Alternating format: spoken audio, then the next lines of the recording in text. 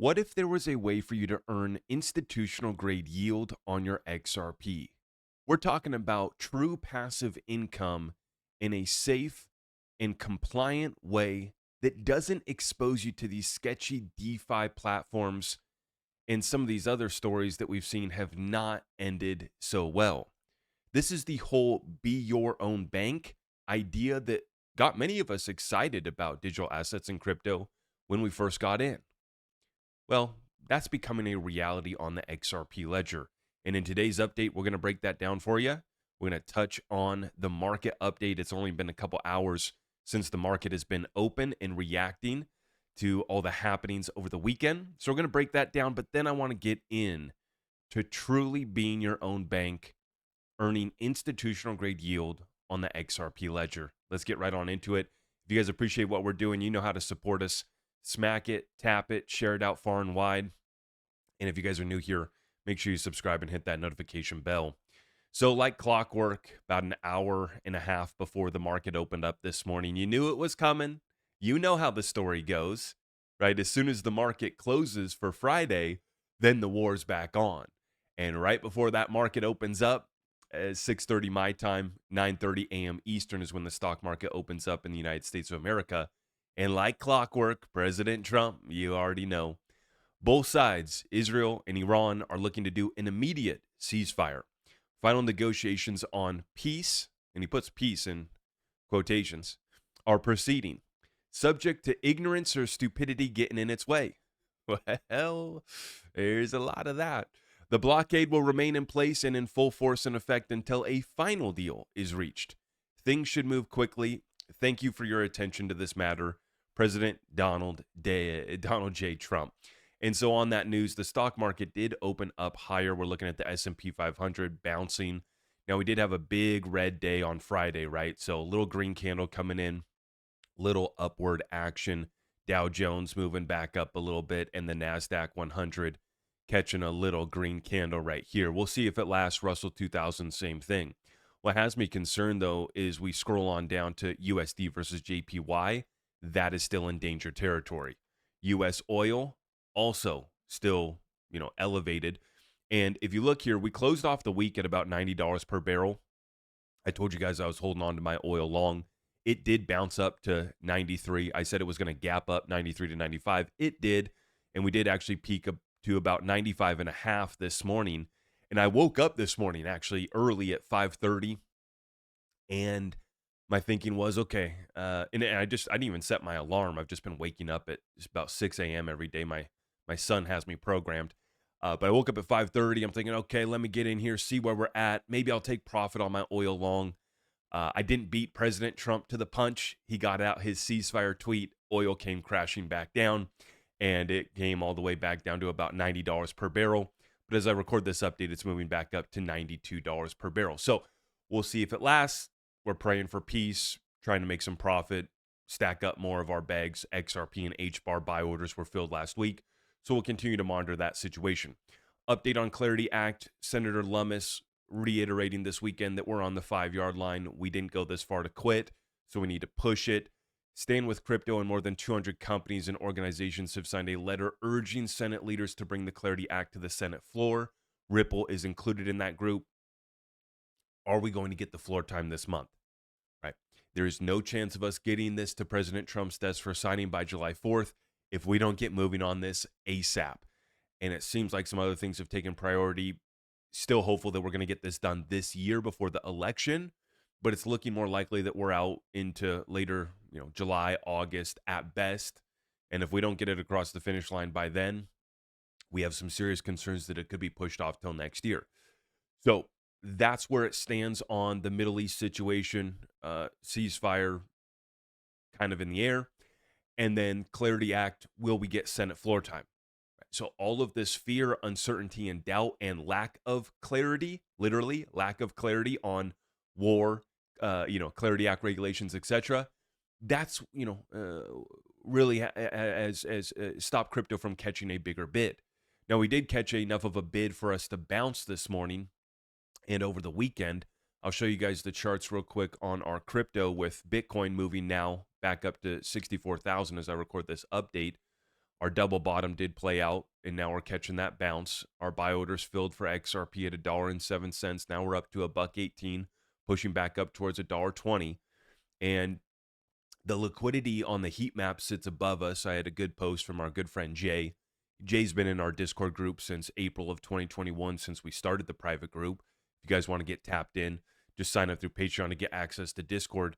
But he shared a great breakdown of how liquidity heat maps work and where the liquidity sits on the XRP price chart.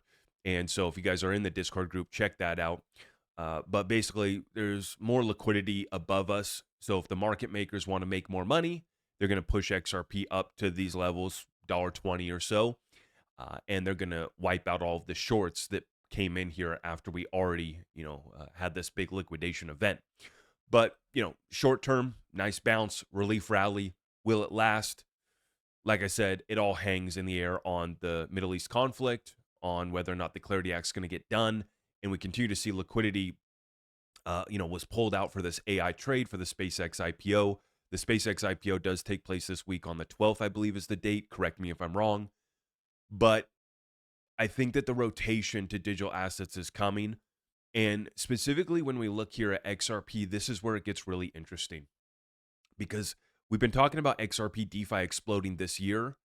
A lot of people just still disregarding, not paying attention. And I'm talking about people that hold XRP. I'm talking about people in crypto, people that don't even know or really care about crypto, have no idea what we're doing over here, how we're literally becoming our own bank. This is happening now in real time. Take a look. Vet, one of our validators, huge contributor to the XRP ledger and the XRP family. XRP native lending protocol and AMM version 2 are the most promising liquidity unlocks. There's a lot of idle capital that can be used to meet taker demand from TradFi organizations. We're bootstrapping on-chain liquidity, folks. This is massive. And the upcoming lending protocol is getting formal verification. So the tech used to safeguard nuclear power plants, airplanes, military systems is being applied to the XRP ledger. Fun fact, there's actually a validator. I don't know if there still is. There was a validator actually in a nuclear bunker. I believe that was in Switzerland. So yes, the XRP ledger is being confirmed and validated and secured within nuclear bunkers. And now with this upcoming lending protocol, it's getting formal verification from the same safeguards that actually safeguard nuclear power plants as well too. Call it Fortress XRP. XRP native DeFi with no smart contracts. And this is so big, guys, because the smart contracts are the vulnerability where we see the hackers take people's money in crypto time after time again. It's the same story. There was a little bug, a little exploit hidden in the smart contract somewhere for some DeFi protocol, some AMM liquidity pool, and everybody gets wrecked and loses their money. Right? Same story time after time again. The XRP ledger, once again, separates itself from that, removes that vulnerability by providing all of these features and programmability without smart contracts. It's just built into the protocol. This meets best-in-class security standards for the very high stakes and the institutional liquidity that's coming in. Formal verification plus AI is clearly the backbone for the next phase of institutional adoption. In order to secure value, only the best tools are good enough. Those tools were really expensive before, but have become a lot more accessible thanks to AI and other techniques. For validators specifically, very interesting because you can cover edge cases you can't get to with manual test case creation. Let me translate this for folks like myself that need it dumbed down. What this means is that it's becoming easier for our developers to build and then to go through the testing process to secure these protocol upgrades that we're getting. Now, I had Grok break down the prompt that I gave it. I said, explain how the new XRP Ledger lending protocol will allow someone to be their own bank and earn passive income on XRP. And Grok gave me a fantastic breakdown. You guys can go run this through your own, go do your own research, go verify what I'm saying and what I'm putting in front of you, but you're going to come to the same answers, which is this is getting very interesting for XRP holders. Take a look. So the XRP Ledger native lending protocol enabled via the XLS 66 amendment, is building on single asset vaults from XLS 65. It lets XRP holders provide liquidity to earn yield directly on the ledger. Now, I'm going to simplify this. I'm not going to read it all. You guys should check this out for yourselves if you really want to get into the technicals of how this works. But a vault, you have the single asset vaults. Okay, this is the first part. A vault is an on-ledger primitive that aggregates XRP or other assets like RLUSD from multiple depositors. You deposit your XRP into a vault managed by a loan broker, the vault owner-operator. In return, you receive vault shares represented as multi-purpose tokens or MPTs, which represent your proportional ownership of the vault's assets. So this is like an AMM, but it's more of a controlled liquidity pool, I would say, right? There's a loan broker that is managing the vault versus the AMM liquidity pools are more decentralized. There is no one loan broker kind of managing the pool. In the AMM, it's just free, decentralized. You and other liquidity providers, you vote to determine how much the fees are going to be on that AMM liquidity pool. In this example, you have a loan broker who is setting the terms and managing the vault. The vaults can be public or they can be private. This is where credentials and compliance, KYC, comes in to allow institutions and banks to create their own private vaults or public vaults, but to have full compliance. And this is so big. As we get the Clarity Act, we want our DeFi and our programmability on the XRP ledger to be all compliant, for institutions to be able to build out pools of liquidity on the XRP ledger in a compliant way. Shares can be made transferable or non-transferable, so you could trade them on the XRP ledger DEX if that's made available. Deposits and redemptions use dynamic exchange rates to account for gains and losses fairly. Now here's where it gets to the lending. Uncollateralized fixed-term loans. So the loan broker is going to originate fixed-term loans, typically 30 to 180 days. And I don't know how flexible, they could set it up maybe for a year, 12-month loan terms. I don't know if it's, if there is going to be limitations to that or if it's going to be open-ended. So I'll follow up on that.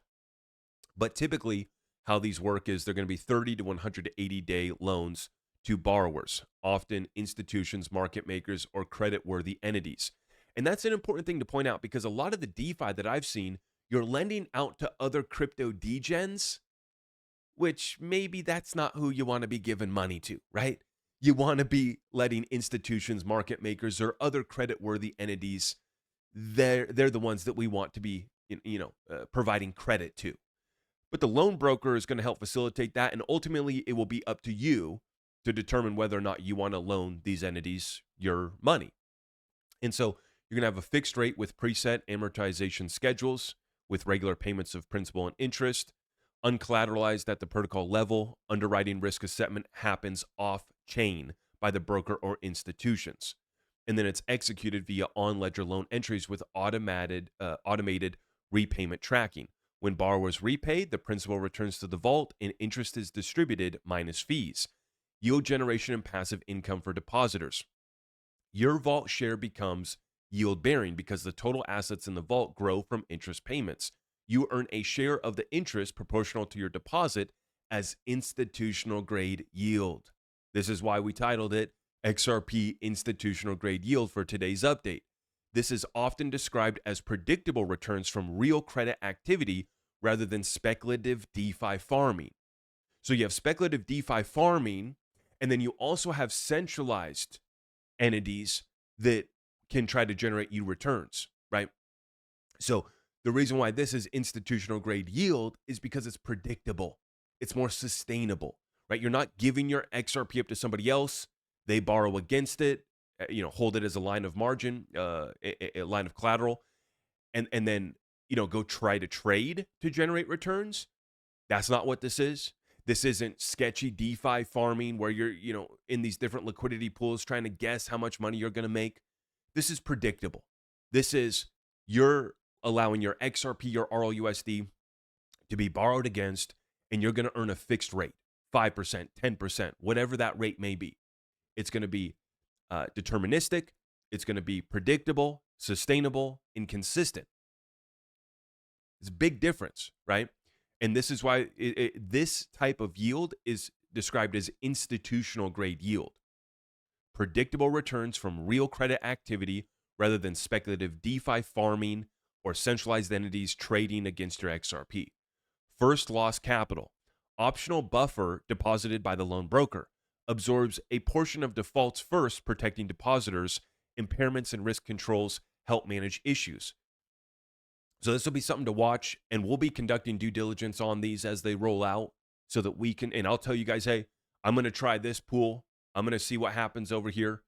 And we're going to be going through the due diligence on these single asset vaults and the lending protocol options as they roll out. I'm very excited about that.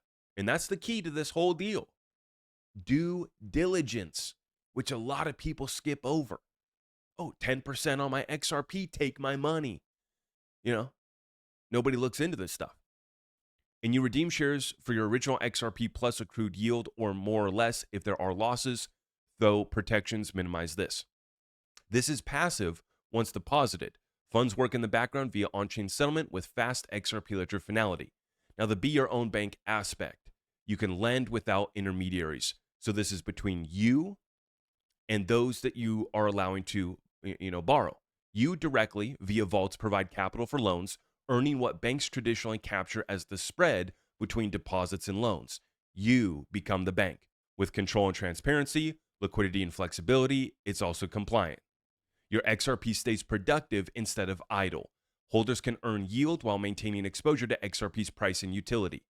This shifts XRP from a store of value speculative asset towards one with native yield, similar to how banks use deposits for lending, but decentralized and transparent. So, this is how you are going to become your own bank on the XRP ledger. And make sure you guys subscribe here. Make sure you guys hit the notification bell so you stay up to date, because we're going to walk you through this whole process as it rolls out. We're going to help hold your hand. I'm not going to tell you what to do, but I'm going to show you how I'm doing it. And if you want help conducting any of this, we'll have our whole playlist created. We already started it. XRP Ledger Dex. We'll continue to show you guys how to use the AMM, how to be your own bank using on-chain lending. It's going to get really exciting. And as Grok noted right here, this shifts XRP from a store of value speculative asset towards one with native yield.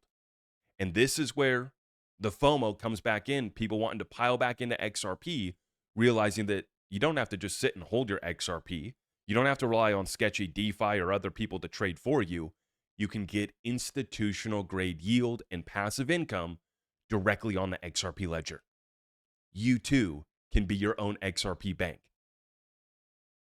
I'm so excited about this. I hope you guys join me. It's going to be a lot of fun later this year as this XRP DeFi rolls out. Institutional grade yield. This is what we've been waiting for. Stay tuned. Follow for more. And if you guys haven't checked out our sponsor, iTrust Capital, I'd like you guys to check out the video that I dropped this morning. I made a tutorial showing you how to set up the iTrust Capital premium custody account for free, institutional grade custody for your digital assets. Use my link down below to get that $100 funding bonus.